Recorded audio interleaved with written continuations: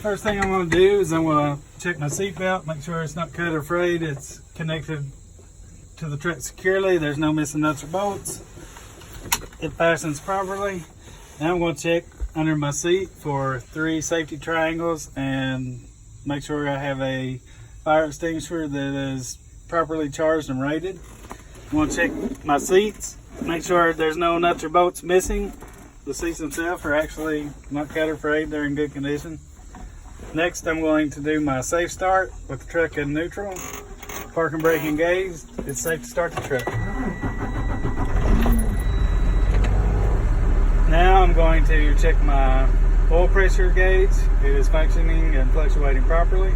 The water temperature gauge is functioning and fluctuating properly.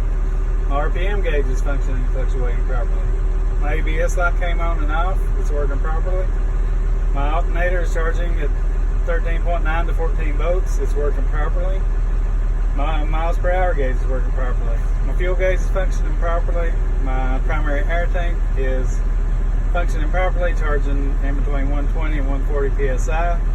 My secondary air tank is working properly, charging in between 120 and 140 psi.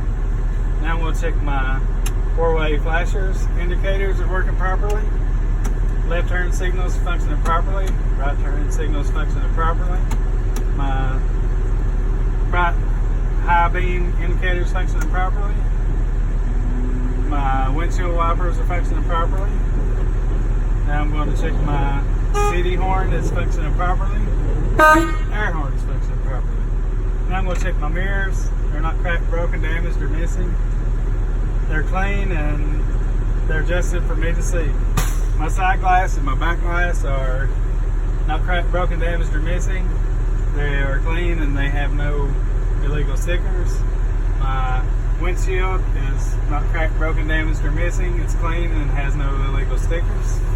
Now I'm going to check my defrost and heater and make sure that this is functioning properly. It is. Now I'm going to perform my brake tests. First, I'm going to check my parking brake. I'm going to put the truck in drive. Pull against the brake.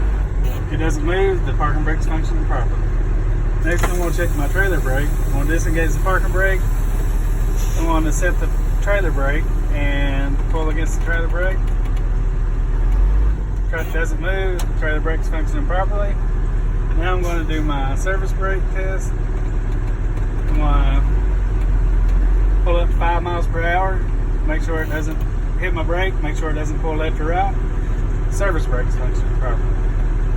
Now I'm going to do my air brake test. I'm going to turn the key off.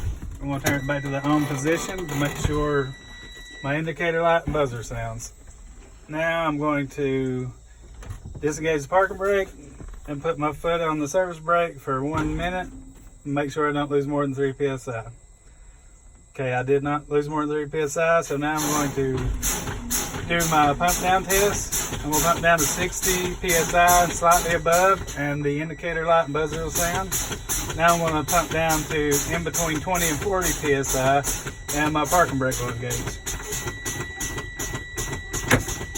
And now you can start the truck up and let it build back up to in between 120 and 140 psi.